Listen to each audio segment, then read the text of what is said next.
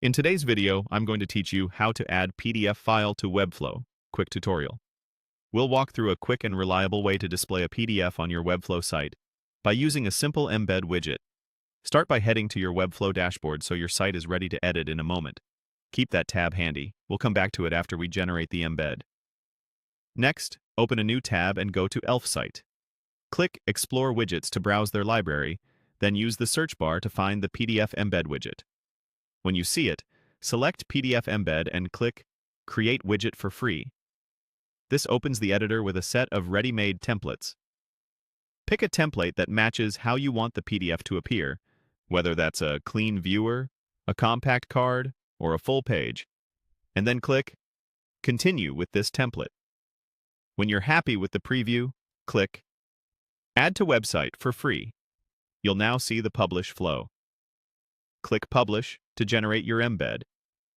If a pricing prompt appears, choose the free option to proceed. It's perfect for testing and light use. After publishing, head to the PDF Embed app dashboard if it isn't open already. Look for the installation options and select Embed Code. Copy the code snippet you're given. This is what we'll paste into Webflow. Return to your Webflow dashboard and open your site in the designer. Navigate to the page and section where you want the PDF to appear. Add an embed element to that spot.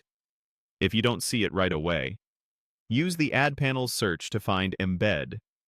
Drag it into place, click to open the code editor, and paste the embed code you copied from Elfsight. Save or apply the changes. You should now see a placeholder or the live PDF viewer in the designer. If the preview doesn't load inside the editor, don't worry. That's common with some third-party scripts. Publish your site and open the live page to confirm everything is working. A couple of quick tips while you're here. The widget's dimensions typically adapt to the container you drop it into, so placing it inside a full-width section or a grid column can help control layout.